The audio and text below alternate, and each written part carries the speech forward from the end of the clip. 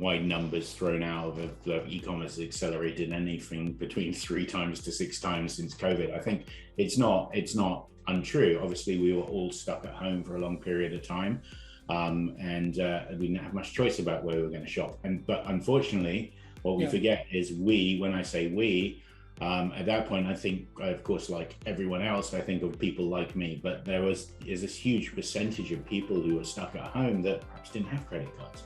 I mean, in the UK, a lot of people have debit cards, but that's not necessarily true everywhere in the world. So I think what happened with payments is consumers who were stuck at home needed other ways to pay. And that's why you've seen the rise in some alternative payment types pretty heavily during the pandemic. Obviously, the PayPal story is pretty obvious, but things like buy now, pay later has exploded. Open banking has really got far more usage and far more interesting.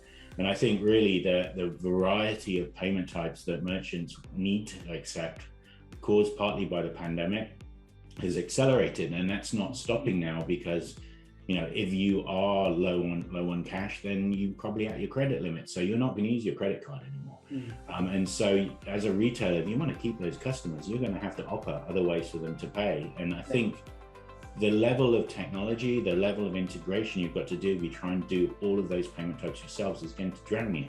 And you need to move fast because, as we said a few minutes ago, there's 10,000 other places to shop. So that what we've seen is a massive acceleration in the adoption of alternative payment types outside credit cards, and the pressures that puts on a retailer because there's no engineers out there at the moment.